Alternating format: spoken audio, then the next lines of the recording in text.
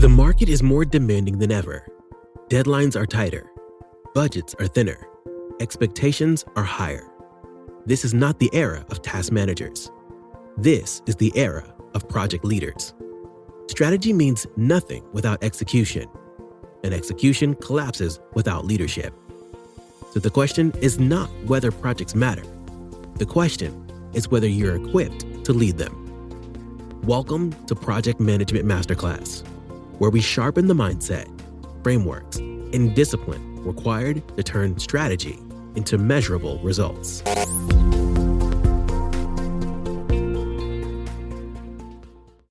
Welcome to Project Management Masterclass, where the goal is to help you master the fundamentals of project management, transform the way you lead projects, ultimately not going through the episodes, but growing through the episodes and staying informed about the trends shaping the future of the profession. I'm your host, Brittany Wilkins. And here's a question for you I want you to ponder. What trends are shaping the way projects are delivered today? Whether you're leading projects, managing portfolios, or overseeing organizational change, the environment around you and around us continues to evolve. And while every industry is different, the common things seen are we see new technologies emerging, expectations shifting, teams working differently, and even the way defining what project success is continues to change. And I know with everything on your plate, it's easy to keep your head down. You're focused on the next meeting, the next deadline, the next issue that needs your attention, or getting back to that stakeholder who's been waiting on an answer, and getting to the next deliverable and getting that across the finish line. So we get in the cycle of plan, do, check, act, plan, do, check, act, plan, do, check, act, and repeat. And before you know it, weeks turn into months, and you rarely stop to ask, what is changing around me? Because we've been so immersed in our own bubbles, per se. But every once in a while, I think it's important to look up from the project plan, program plan, portfolio, and overall broader organizational strategy and pay attention to what is happening in and around the profession. Because the forces shaping business eventually shape projects, and the forces shaping projects eventually change what's expected of you as a project leader. That's why I want to spend some time exploring over the next several episodes of Project Management Masterclass, talking about the trends of project management. A while ago, I attended a webinar hosted by a leading project portfolio management software provider and one of its strategic partners. And they identified several trends they believe would influence project management in 2026. Then about a month ago, I attended their mid-year discussion where they revisited those trends and talked about what they were seeing since the early part of 2026 to now. And so as I listened into that webinar, I found myself doing what I do often. I started connecting with what they were saying with other things I've been reading, conversations I've been having, also thinking back to projects that I've led throughout my career and the trends that influenced those, and then also to the broader changes happening across the business world. So I wanted to share these trends in this space. However, I'm not going to talk about all 5 trends in this episode due to information overload, so you can digest it. Because by the time I assume I get to the 3rd trend, you probably would have forgotten the first 2. So we're going to take these trends one at a time, a methodical approach, waterfall approach. But more importantly, as I go through these trends and as you listen to the episodes, I want you to ask yourself, what does this mean for me, if anything? So today, we're going to start with the first trend. Now, if there's been one topic that has dominated business conversations over the past few years, it's been artificial intelligence. You see it at conferences. You see it in webinars. You see it in software demonstrations. You see it in your LinkedIn feed. You see it in your entertainment feeds as well. And if you're a project manager, you probably heard some version of the same message. Artificial intelligence can help you summarize meeting notes. It can draft stakeholder communications. It could help generate status reports. It can analyze large amounts of project information. It can help you identify risks, maybe assist in putting together a schedule. It can automate repetitive tasks. And yes, all of this has value. And I don't want to dismiss the productivity side of artificial intelligence because productivity matters. But if you spend 30 minutes cleaning up meeting notes and AI helps you do it in 5, that is very useful. Or if you have to analyze information across several reports and spreadsheets, AI can help you find patterns faster. That is useful as well. If it helps you create the first draft of a communication so you can spend more time thinking about the message instead of staring at a blank screen, it's useful. I think you see the picture that when you're leading projects, it carries a significant administrative load. So if the technology can reduce some of that burden, we should be all for it. I'm all for it. Because ideally that gives more time for things technology cannot easily replace. And that is leading people, learning to build those relationships, communicating with stakeholders, having more time to strategize in solving difficult problems, making decisions, working through ambiguity where there needs to be clarity, and understanding what is being said in a meeting or what is not being said in a meeting, how to read the room. If a team is stuck, helping a team get unstuck.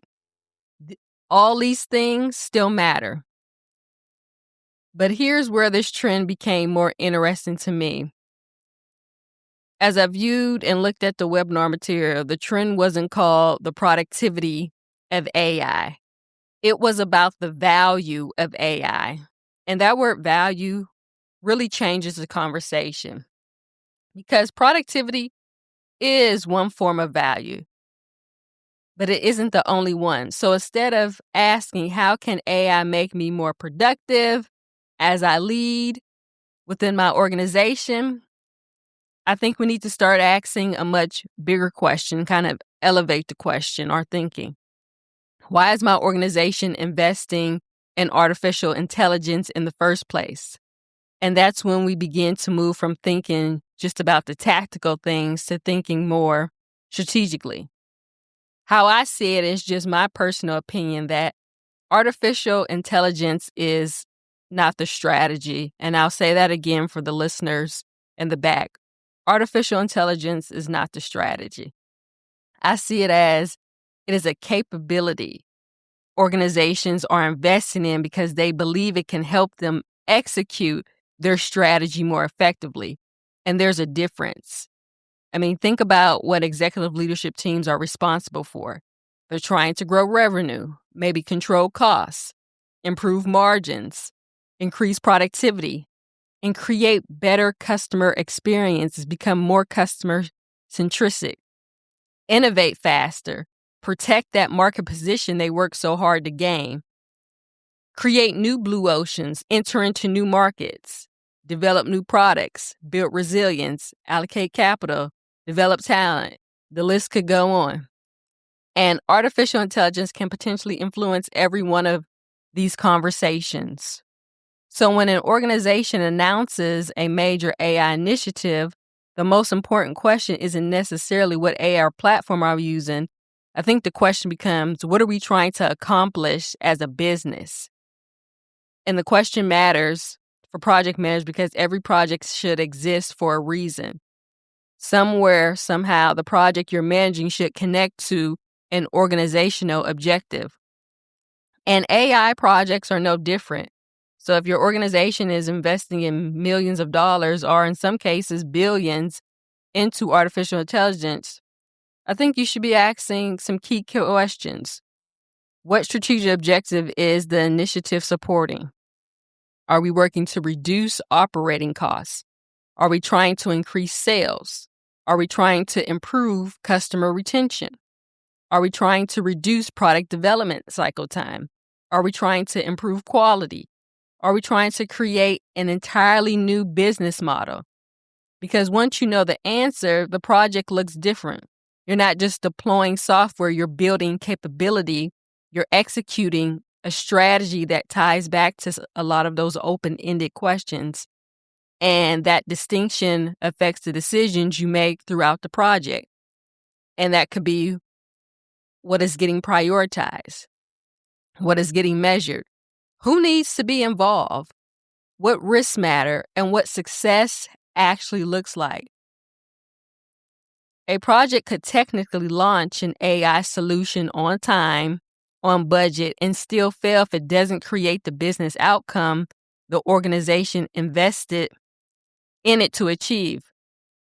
That's why I think project managers and leaders have to understand the strategy behind the project. And you don't need to sit in the CEO's chair, but should understand what the CEO and the leadership team is trying to accomplish, and then how that translates to your area, your scope of influence. And so around the same time as I was listening to this webinar and I was thinking about this, I came across an article with a headline that caught my attention. The headline suggested that AI skills could become more valuable than an MBA. Now, you know, headlines are designed to get your attention, and it certainly got mine. But rather stop at the headline, I looked at the research behind the broader conversation. In PwC's 2026 Global AI Jobs Barometer analyzed more than 1 billion job advertisements across 6 continents. And they found that jobs requiring specific AI skills were growing faster than the overall job market, and that workers with AI skills were commanding an average wage premium of 62%. But another finding caught my attention even more. In the U.S. data, it found that AI exposed entry-level positions were significantly more likely to require skills traditionally associated with more senior roles, things like judgment and leadership. Just think about that. So the technology is becoming more capable, but instead of making human judgment irrelevant in many roles, the market is placing more emphasis on it. And that's important, because when people hear AI skills, they sometimes immediately think prompt engineering, learning an artificial tool or platform like ChatGPT, Copilot, Claude, Gemini, all the flavors of AI, knowing the latest application. And those things may help, but I think we're thinking too narrow if we just stop there. The market isn't just going to reward someone because they know where the AI button is. The higher value skill is going to be knowing what to do with the capability. Can you take an AI capability and connect it to a business problem? Can you exercise judgment? Can you determine when AI recommendation doesn't make any sense and be able to analyze that as opposed to just publishing the answer that it spits out or gives you? Can you lead people through change? Can you ask better questions? Can you understand the consequences of a decision? Can you connect technology to strategy? That's a very different skill set. So I don't think the takeaway for project managers or anyone is go become an AI engineer. But I think the takeaway is become AI literate enough to lead in an AI-enabled organization, understanding what the technology can do, what it cannot do, understand where it creates value or doesn't create much value or doesn't really make a difference, understanding where it introduces that risk, and understand how it fits into the broader business, because that's where this conversation takes another turn. If organizations are rapidly integrating AI into their strategy, who is governing it? A few days after the project management webinar, I attended another presentation, completely different setting, completely different emphasis, but this presenter wasn't talking about better prompts. He wasn't teaching people how to automate their email. He wasn't telling us about the newest AI application. He was talking about AI governance and the risk. And one of the ideas from the presentation that stayed with me is that many organizations know that they're using AI, but they may not actually know everywhere AI is being used inside the organization. And he had kind of presented some case studies and a story for some of the clients that he was working with. And when he surveyed and asked his clients, did they know everywhere that AI was being used in an organization? It's a very different problem. Just think about your own organization. What AI technology do you currently license? But two, do you know about what others in the organization, employees, are using as another public AI tool? Has it been approved or non-approved? And what about the capabilities embedded into the software your team already uses? How about the vendor who has incorporated the AI into the product, and how engineering teams are experiencing with AI agent? Then he really kind of broadened it out beyond engineering and talking about every function of the organization. What about marketing? What about finance? Human resources, operations?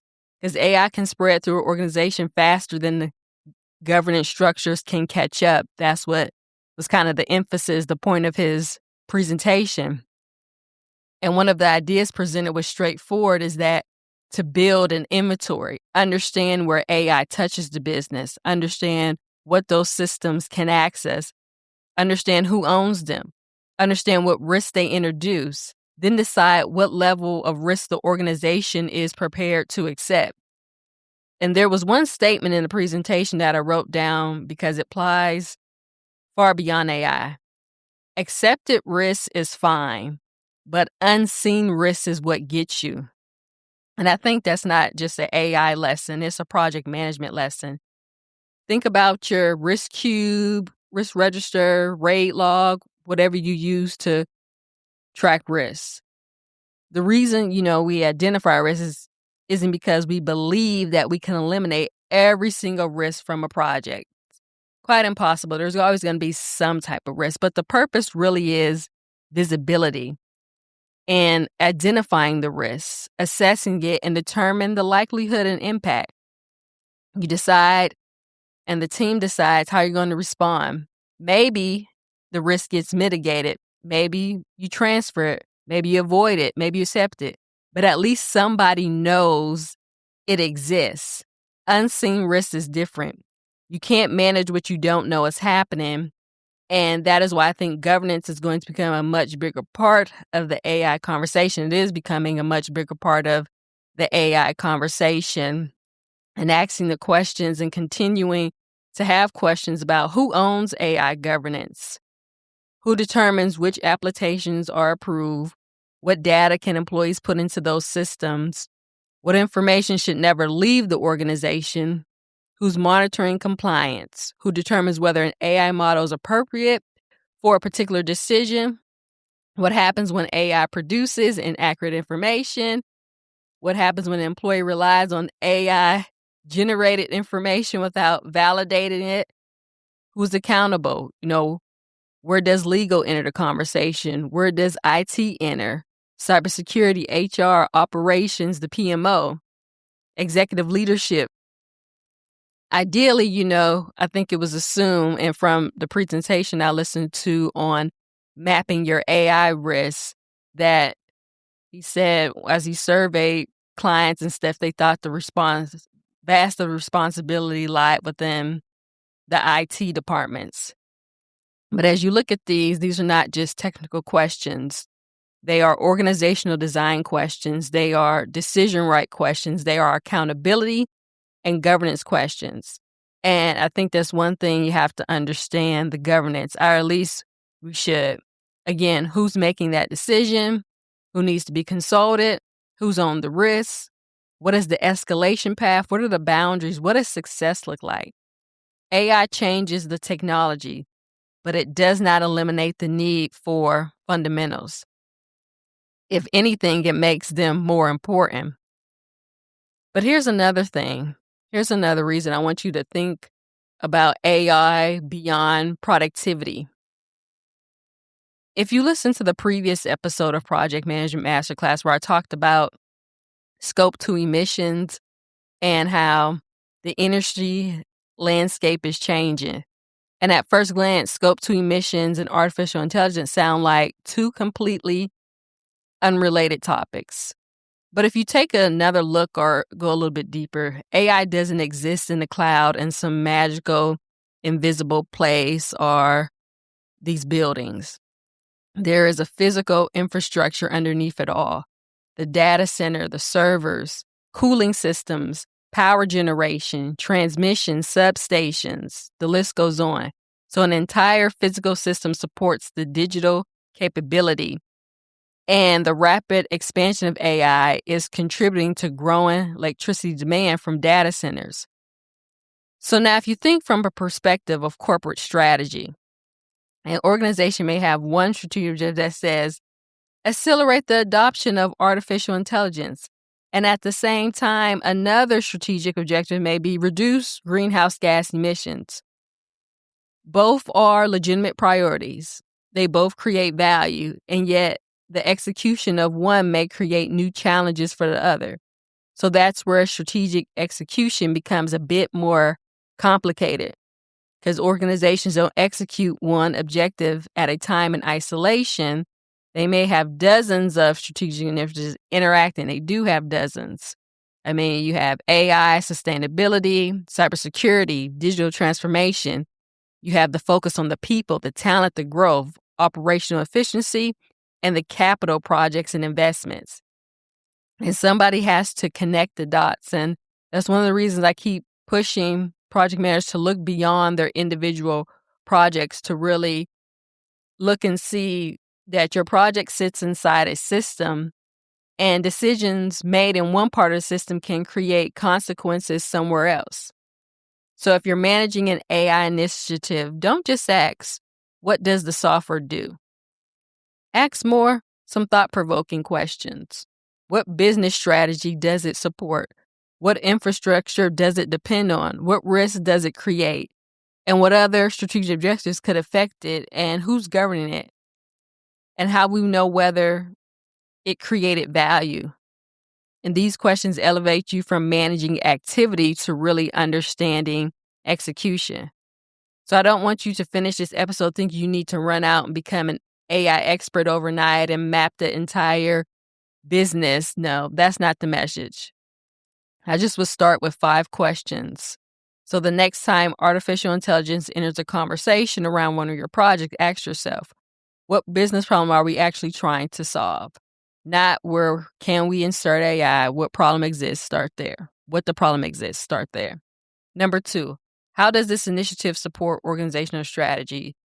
If nobody can explain the connection, you may have a technology experiment rather than a strategic initiative, and maybe that's okay, as long as everyone understands that's what it is.